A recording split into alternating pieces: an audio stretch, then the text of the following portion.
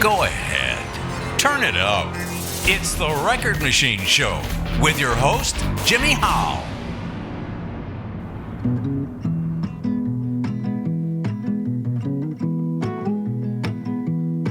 I'm just sitting here on the riverbank, not trying to worry, not trying to think about the way things are or the way they'll be. Ain't nothing going on but the river and me. Maybe someday my name will be in lights. For now I'll just settle by the river tonight. I got a good fire going, drizzle one last low. Just a little bit of thunder gonna add to my song. It's a song of life, lazy I'll just be. Ain't nothing going on but the river and me. Paddle wheel thumping, rocking me just right. For now I'll just settle by the river tonight.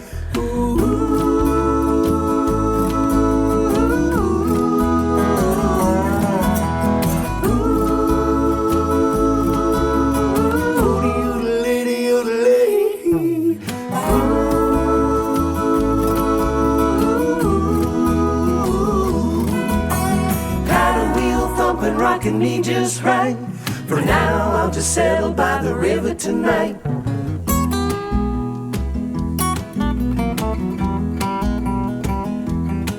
I'm gonna make my home by the riverside. Never let you go, never say goodbye. Join the crickets and the frogs in a symphony. Ain't nothing going on but the river and me. Maybe someday my name will be in lights. For now I'll just settle by the river tonight.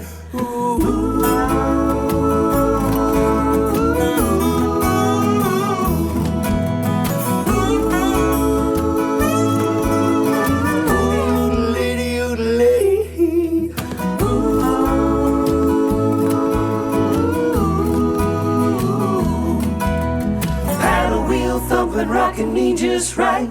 For now I'll just settle by the river tonight. For now I'll just settle by the river tonight.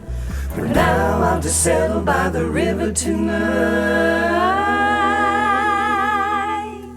Ladies and gentlemen, please welcome from the band Ten Penny Gypsy, singer-songwriters Laura Lynn Danley and Justin Patterson to the program.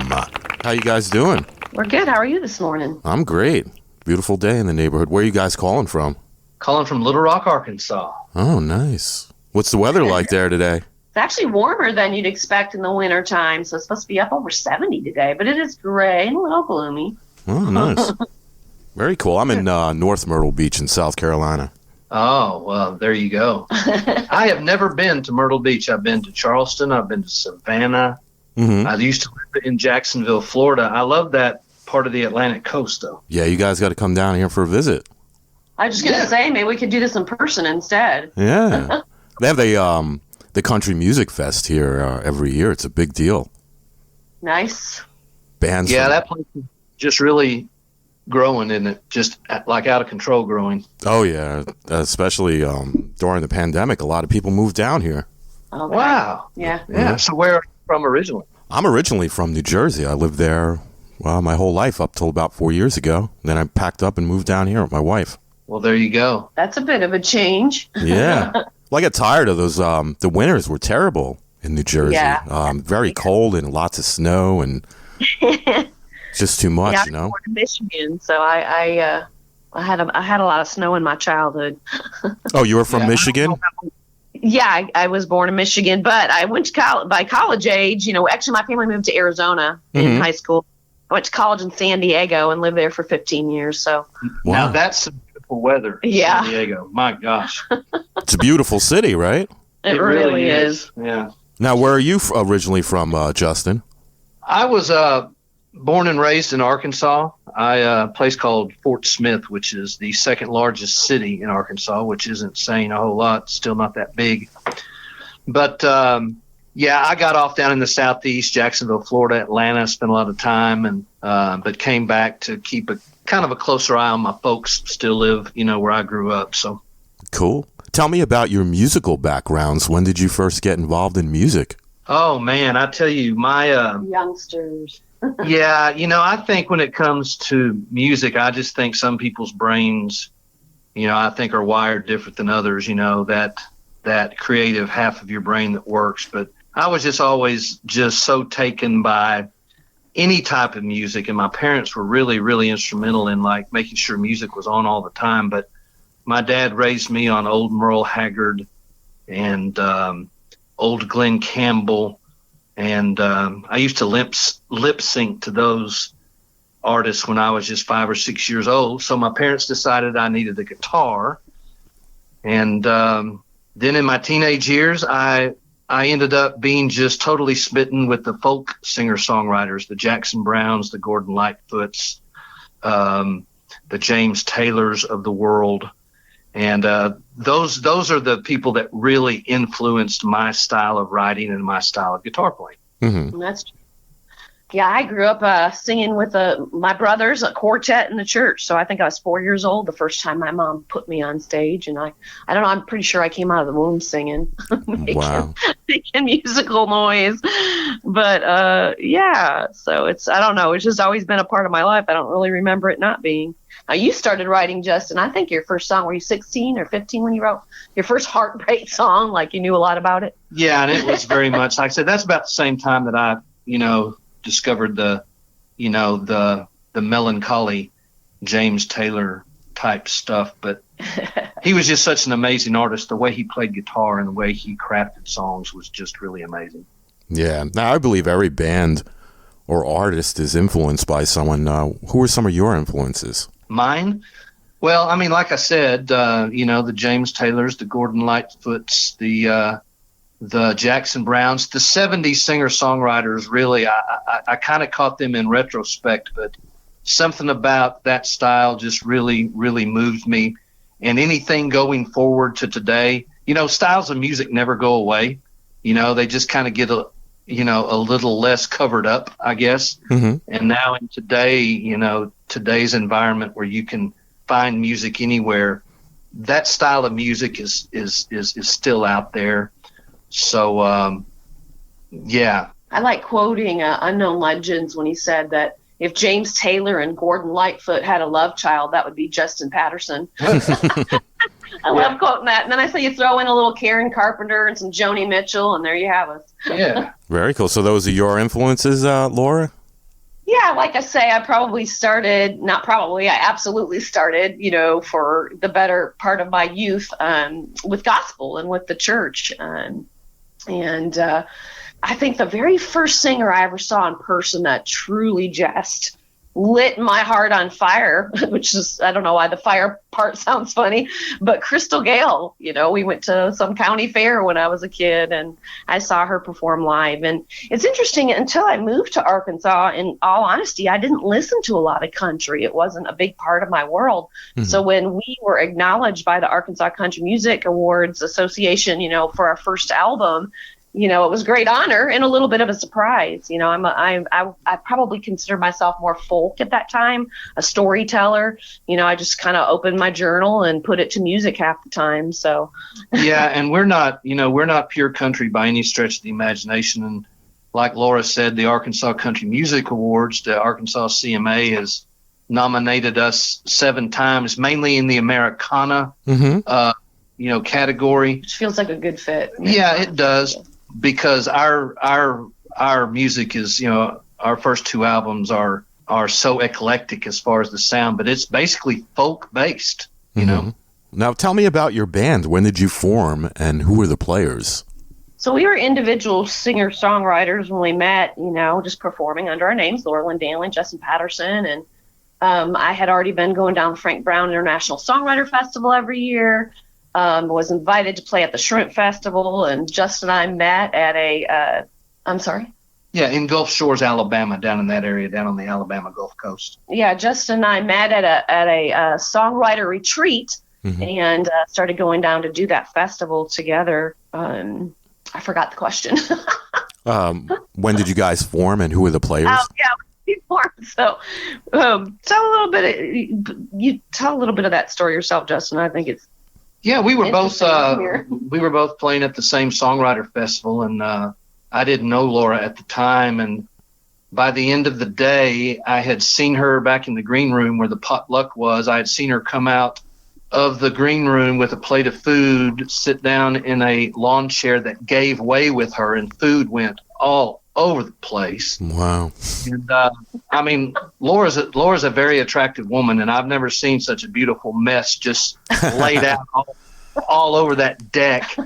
And by the end of the night, one of our mutual friends stuck us on the same microphone singing harmonies to one of her songs that we were both familiar with, and it just kind of went from there. We just kind of started working together from that point on.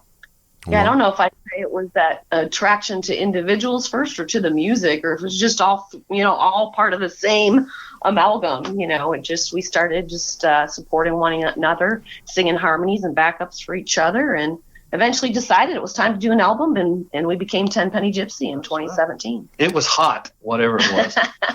Wow. Now, is there any other members, or are you just a duo? So we started as a duo, and after releasing our debut album, self-titled debut album in 2017, a gentleman named Buddy Case here in Arkansas, just a madman on the guitar, heard our music, really liked it, liked our style, and wanted to add his genius to what we were doing. He was named guitarist or guitar player of the year in 2021 here in Arkansas, and so he's really helped us carry our album and our sound to the live stage. Yeah, that's a great point, because our first two albums were recorded in Loxley, Alabama, and our producer is a gentleman named Anthony Crawford. And for those that know their music history, Anthony Crawford is a world-renowned multi-instrumentalist. He was part of Neil Young's International Harvesters back in the 80s, even played on the Live Aid segment with Neil Young, but back in the 80s. Toured with Steve Winwood, toured with Dwight Yoakam, and we were very fortunate enough to get our songs into his hands. And the things he did on our first two albums were just incredible. He played a lot of the instruments on there. Mm-hmm. And once we got done with our first album, we had to have a way here in Arkansas to get it back out on the road and have it sound relatively like the album. And Buddy Case was talented enough to do that. And as Laura said, eventually in 2021, for his work with us and for his work with other people, he was recognized by the Arkansas CMA as its Guitar Player of the Year in 2021. Wow, very cool. Now, the name Ten Penny Gypsy, what's the story behind that? I tend to think to you or look to you, Justin, that of course as songwriters, we love alliteration, and well, yeah, I tell the first part better, and you tell the second, sure. And you tell the second part better. We basically, like Laura had said, were Justin Patterson and Lynn Danley, and when you go to a man the caliber of Anthony Crawford to make one of your records, and then when his wife Savannah Lee, who was very instrumental in our marketing plan, our marketing concept. When you have those people that you're working with, the first thing they'll tell you is you can't continue to be Justin Patterson and Lynn Danley. You've got to have a name. So it is kind of a branding. Mm-hmm. Yeah. Absolutely. So I always love, these type of fancy adjectives that don't always go with the noun. Okay. And gypsy obviously is the noun. And I love the way that Ten Penny Gypsy kind of rolled off of the tongue. And we realized as we were leaning towards making that our name, that it really meant a lot to us. Well, we are gypsies. We love to travel together, and we love to share our music all over the place. And when Justin came to me with that name, I was like, well, make me love it. When I tell the story to people of why we're Ten Penny Gypsy, why is that?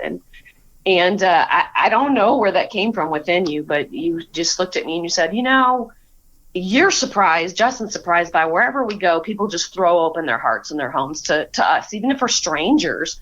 We have great friends now in the Gulf Shores area that invite us into their home every time. He's like, there's probably people from all over that want to come stay in this area, but they invite us to stay. But then he said, it's like if we were ever down to our last 10 pennies, we still believe in humanity. We believe that we could count on the kindness and compassion and charity of even relative strangers. And when he said that idea, even though I believe we create with our word, and I was like, I don't want to put it out into the universe that we ever want to be down to our last 10 pennies. But I do believe in humanity, and it did. It brought a tear to my eye. It just really moved me for that kind of a message, to a message to still believe in humanity. It's a great name, and like you said earlier, branding is very important, I think. Don't you agree? Absolutely. I don't know if I share this part very often. I sang in 3 penny opera. Uh-huh. And I think when we first were kicking around names, I don't remember if you came to me with 3 penny, but then I tease it, it's like inflation happened. And so, 3 had to become 10. So, That's pretty funny. And I mentioned Savannah Lee Crawford and her husband, Anthony Crawford. They can be found, by the way, they're a duo called Sugarcane Jane that is just an Americana powerhouse. They are really, really good. They're a great fit for us because they really are that. And but Savannah, when it comes to the branding, not only did we come up with a catchy name, but she's the one that came up with the logo, that we've tried to get away from sometimes. And then we sit there and look at it and go, we can't do that. That's what attracts so much attention for us. So, the whole branding package that she put together for us was just tremendous. I think somehow she even looked into our souls to grab those colors. It's like, how does she even know what colors to use? It's amazing, right? How things just fall into place and work out. It really is. That's the magic of it. When you're doing what you love, It can absolutely feel like magic at times. Like, wow, how did that happen? How did that come together? Meant to be, I guess. That connection, yeah. That's awesome. Now, your latest single, River and Me, won Best American Music Video. Can you talk about that a little bit? Well, we have to give, Buddy Case so much credit for that, because this was technically our first co-write for the 3 of us. Mm-hmm. And Buddy is not only an award-winning guitar player, but he's a fantastic singer and songwriter in his own right. And he came to Laura's house one time and had this idea for a song called The River and Me. Laura happened to live on the Arkansas River at the time, and Buddy needed help finishing the song. And so in one night, we all chipped in and we finished it. And it took us a while maybe to realize what a joyful song it was, what a catchy song it was. Fun to play and sing. And when we recorded it, we actually recorded it in a different way, because it's technically a studio outtake from our Fugitive Heart album, but it didn't sound like any of the other songs that we were working on with Anthony Crawford at the time. So it did not go on that album. Mm-hmm. But the song became one of our most requested songs at our live shows. And so we took that recording, and it sounded so old-timey. Yeah, it really did. That we decided that this would make a fantastic video if we got with a videographer that was like-minded and wanted to make like a black and white old throwback type thing. And that's kind of how it turned out. The video really set everything off for that song. Wow. Very cool. Now, do you guys enjoy shooting the music video as much as writing and recording the song? I know I sure do. Although I feel very much at home in the recording studio, thankfully. But I've been a performer all my life. Like I say, started really young. And I may have started in church, but it didn't stay in church. I got involved in theater and doing musicals here in Little Rock when I moved here, and have just always loved performing. And so there's just something about the camera, it feels like an audience to me. And so I enjoy it. Yeah, sometimes, there's a little trepidation when you don't know exactly what you're going to do. Mm-hmm. But then again, sometimes that can be the fun part of it, But we happened to go into this one knowing that we wanted to make an old-timey, grainy, black and white. We wanted to drop the phonograph needle over the top of the track to make it sound like, it was an old album playing. Right. So that was fun to do all of that. And, something I might ought to mention is the fact that our co-writer, Buddy Case, has had a lot of health issues over the past year, serious health issues. And he's not fully recovered from all that yet. So the making of this video was really a joyous occasion because we were able to get him down by the riverside. And I mean, him with his pipe and his old man river look that he presented. He had so much fun with that. It really uplifted his spirits, and it turned out to be a great product. That's great. I really enjoyed the video, and I pray for his speedy recovery. Well, thanks. We'll pass that on to him for sure. And we just hope that, it's going to be slow, but we hope he gets all the way back as well. Yeah. This podcast is going to feature 2 of your tracks, River and Me and Perfectly Imperfect. What's the story behind those songs? Awesome. Yeah, Perfectly Imperfect. My goodness, I wrote it. I'm a little bit of a ballad writer, like I say, because I write from my journal and my heart, my life experience. But I love that when we brought it to our producer, he said, the world's ready for some upbeat, happy music. And he just dialed up the tempo of my Perfectly Imperfect song that I'd written. I met a man named British Sterling Malone II, who was walking across America. He started in Florida and finished up in Washington State. For peace. Walk for Peace. And I met him walking through Arkansas. And he also is a film student. Mm-hmm. And when I would join him out on the road, one of those days, we were in Okmulgee, Oklahoma, of all places, and it was too hot to really walk for a couple days. And instead, we shot a music video.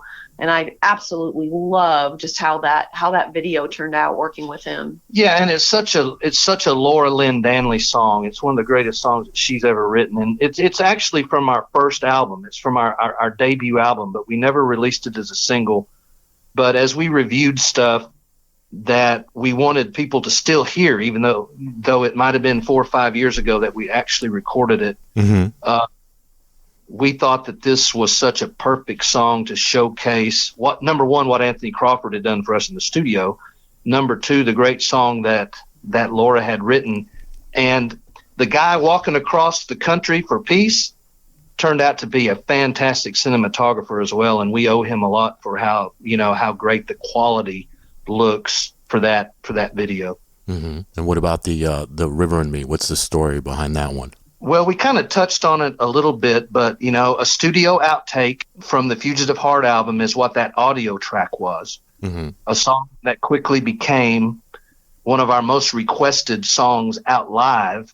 So we decided to revisit it, and it just sounded so old-timey, so different than anything else that we had ever done. Our first co-write, the buddy brought us, and you're living in Arkansas and on the beautiful river.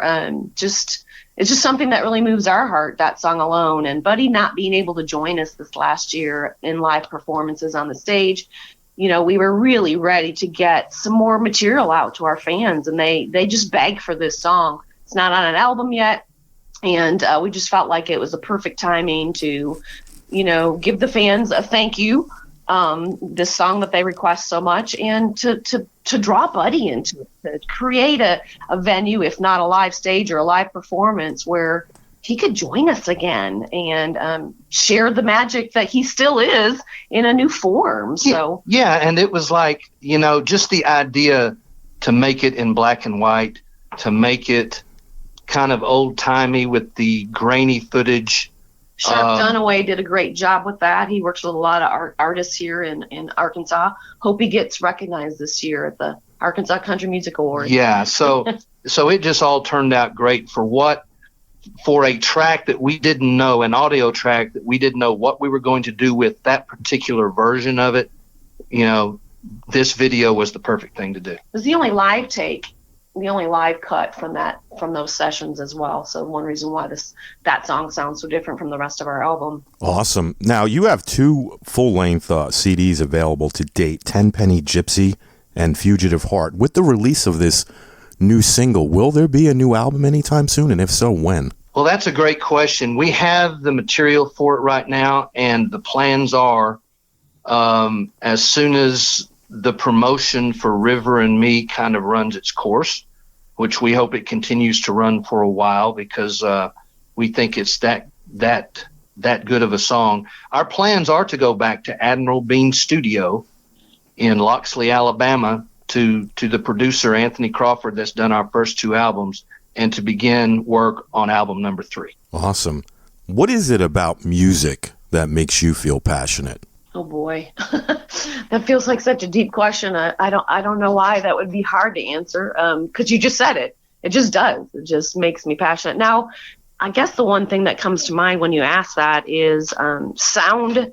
I actually consider myself a sound healer. I'll be writing a book this year called A Handbook of Healing with Mayan Mantras, restoring balance and harmony to our lives. And so there's just so many different areas of my life where sound make a difference. I'm a mental health therapist as well as a singer-songwriter. And so it's something I'll begin to offer to my clients and probably already do, and not everybody's going to be interested in Mayan mantras. And so obviously the mainstream music is going to reach a wider audience. And it's just always been in my soul. Like I said, it came from a musical family and don't remember a time when I haven't sung or when it hasn't been a big part of my life. Yeah, to me, it's always been, I never try to write songs. Songwriting is my passion. I would much rather write a song than have to go out and play it live, if you know what I mean. Mm-hmm. And but just the creation process, and like I said, it's got to be a special side of my brain that works, towards the arts, because I don't know where it comes from a lot of times, but I treat songwriting as if I'm a fiction writer. I don't do a whole lot of autobiographical. Well, this happened to me, so here's the song about it. It's more of a fictional works type thing for me, but it just, I write from life, so that's where we're a little bit different. Yeah. But yeah, I mean, music means everything. Some people golf. I think it's the only universal language we have. Yeah. Whether someone of a foreign tongue or native tongue knows, what my words mean, they can feel the energy of my sound and my music. And so I truly believe it to be the universal language. Yeah, I agree with you there. I find it very therapeutic when you're having a bad day or you feel down. If you throw on some great music, it does lift your spirits a bit, don't you think? Yeah, absolutely. And even if you need to cry, obviously as a therapist, I believe it's important to express every emotion so they don't get trapped inside us and make it sick. So, sometimes we choose that song that makes us cry instead, or gives us permission to maybe even be angry and express that in some way. Exactly. Totally agree with you on that. Yes. It made me think of our song, Lovely Melancholy, Jimmy, just that somehow what you were just saying about it, the emotions and creating, that is on our second album. And we had come from kind of a sad weekend with parents, and dealing with some illness and some very life-threatening illness. And it was a gray winter day in Arkansas, no leaves on the trees, no color anywhere, gray skies. And I looked at Justin as we were leaving to drive home, and I just said, "Isn't it a lovely melancholy?" And he was, "What did you just say?" Oh. Once again, the weird adjective to describe the noun. I love that stuff. Because you wouldn't think of melancholy as being a step up from some other place, Right. You wouldn't think melancholy is a state that you aspire to be in, but it was a step up from that kind of, heartbreaking, maybe even depressive, Yeah. Cool story. Now, outside of writing and recording music, what do you guys like to do for hobbies? I love to travel. I absolutely love to travel. I've been studying with a Mayan elder, Mexico, Guatemala, Honduras for over 14 years. That's going to be the inspiration for my book this year. We love to watch movies together. I think we both love to travel. I'm a big movie buff. Yeah, there's something, I'd have to agree with Laura. There's something about traveling. We do some of it with the music, obviously, but sometimes if you just want to get away from everything, you just travel, don't do music, don't do anything. That's fun. We travel well together, love to see new places. We've been fortunate to see a lot of places in our lives, but there's just never enough places, if you know what I mean. Mm-hmm. Now, when you travel and, explore and stuff like that, do you find yourself finding new material to write a song about, like with your experience on your travels? Absolutely. Yeah, I can tell you, we mentioned San Diego, earlier. We use Carlsbad, California as a getaway most every year. And we go in March a lot of times. And there happens to be a a thing called the flower fields out there. It's all these ranunculus, which There you go. the general term is poppies, but they've got these beautiful fields that come into bloom on the hillsides that look over the Pacific Ocean every March. And that song, we were out there one time, or that event, we were out there one time, and that inspired the song West Coast Flowers, which happened to be the very first song that you hear on our very first album. So, traveling can really provide inspiration such as that. Hopefully I'm going to get my ukulele song out there. I picked up the ukulele when I heard the beautiful sound of mandolin on one of our, first songs. But I love to climb in my car and drive from Arkansas all the way to California by myself. Wow. There's just that peace and quiet. And I stopped in Winslow, Arizona last year and found this amazing place. Unexpectedly, there's an old train museum there. And I was sitting out on the veranda and picked up my ukulele and started this just happy, peppy, if I were a ukulele kind of song, how happy I would be. Haven't even finished the song, let alone really shared it with anybody. But yeah, you just never know. And one last thought is I like to tease that we have this disclaimer for our friends. It's like anything you say can and will be used in a song. It's not just travel. It's like it can be just, I don't know, some random conversation with a friend, or who knows where the inspiration always comes from. But That's pretty cool. Now, do you guys have a website you'd like to promote? Absolutely. Yeah, we're very proud of our website. We've gotten a lot of compliments on it just because of the ease that you can navigate through it, and there's so much information there. But it's www.tenpennygypsy.com, and you can find everything there. You can find the music, you can find a lot of press, a lot of articles, all the great videos. Oh yeah, some pictures from back when and more current, hopefully. Yeah, show schedules, just the whole thing. So tenpennygypsy.com. And of course, we're on all the other platforms, on Twitter and Facebook and Instagram. And I would love to say, if I may, right now, we are in a nomination phase in the state of Arkansas. So at www.arkansasmusic.org, people can go and nominate us. We're eligible in many categories this year. The brand new video, River and Me, is eligible for the Arkansas Country Music Awards. Right, yeah, through Saturday, January 21st. So the video is eligible. So the song as well just came out on all the streaming platforms on January 14th. And as songwriters, the three of us should be eligible at Americana Artists Vocal Group again, and our songwriter showcase that we started in 2017 called Sounds of Unity. We feature a local or Arkansas songwriter every month. Wow. Ten Penny Gypsy hosts it, and it's become a podcast since 2020 for obvious reasons. Cool. Yeah, and so it's eligible for the first time under publication, blog, and podcast. So we're excited about that. That's pretty cool. Congratulations on that. Thank you. That's awesome. Now, is there anything you'd like to mention that we didn't talk about today? Well, I think we covered it all. I think probably, though, we need to thank Michael Stoper for MTS management for lining up chances to talk to people such as yourself. We always enjoy doing things like this. He's done a great job of getting us great visibility out there no matter what we do. So I think that we would like to thank him for sure. And we'd also like to send out our best wishes to Buddy Case and tell him to continue to get well. Yeah, I'd like to thank Sharp Dunaway, and the great work that he did on that video that's now eligible, as well as I didn't even realize that Perfectly Imperfect was eligible as well this year, both of those videos. Thank you for mentioning them. So thank you to British Sterling Malone II, to Sharp Dunaway, and as Justin said, Buddy's always very close to our heart, and he's open with sharing his health issues. Right months after he was named the Guitar Player of the Year, he suffered a stroke. He's been recovering from that, and he had open heart surgery, and recently had surgery on a foot, lost a few toes, and he's trying to get back up on his feet. So he's a fighter, Jimmy. He's such a fighter, and continues to inspire. I know he'll continue to write, and we hope to see him very soon. And we miss him during these interviews because he's a great storyteller. His voice is heard as well, and his voice is heard and will always live on through the music. So yeah.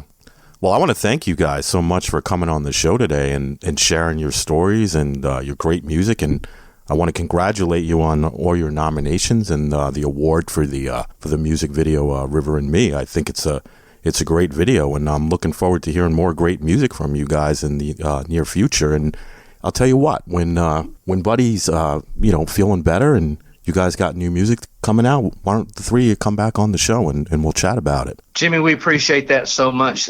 Thank you so much for taking the time to talk to us today. You're welcome. Anytime. Like I said, let's stay in touch, all right? Sounds good. Thank you. All right. You take care and have a great day, all right? You too. All right. Bye-bye. For now.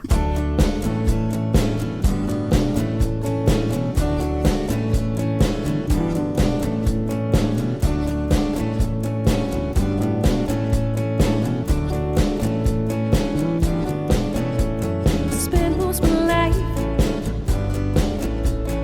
trying to be right when I was never wrong, never wrong. Trying to be what you wanted me when I was perfectly perfect me. Because I'm perfect, perfectly. Because I'm perfect, imperfect me. Yeah, you're perfect, girl. Spent most of my life trying to fit in when I was never out, never out. Trying to Trying to find find what was never gone, no, never gone. Because I'm perfect, perfectly.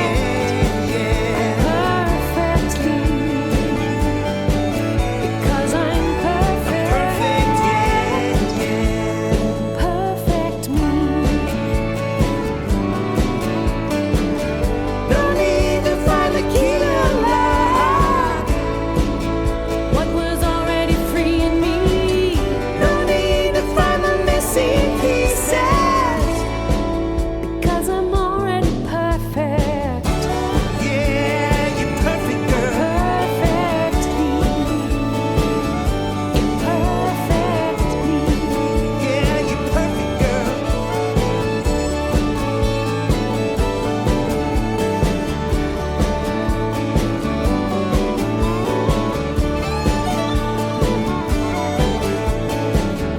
No need to find the key to love. What was already free in me. No need to find the missing pieces. Because I'm already perfect, Yeah, you're perfect, girl. perfectly,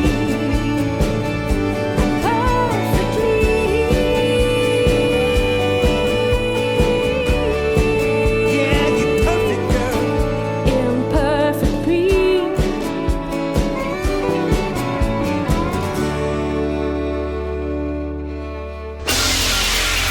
The Record Machine Show is a weekly radio podcast produced by Jimmy Howell Productions. All rights reserved. For information regarding distribution or adding this podcast to your website, please visit our contact page at therecordmachineshow.com to submit your request. Thanks for listening. See you next time on The Record Machine Show. The Record Machine Show.